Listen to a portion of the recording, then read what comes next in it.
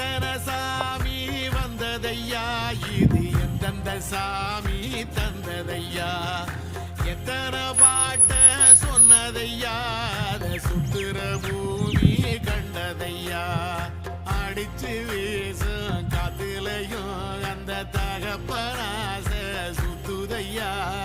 பிடிச்சு பூக்கும் விதையிலும் ஒரு வம்சத்து கதையே உள்ளதையா நூறு தலைமுறை சேர்ந்து செதுக்கு ஈர நலம் இது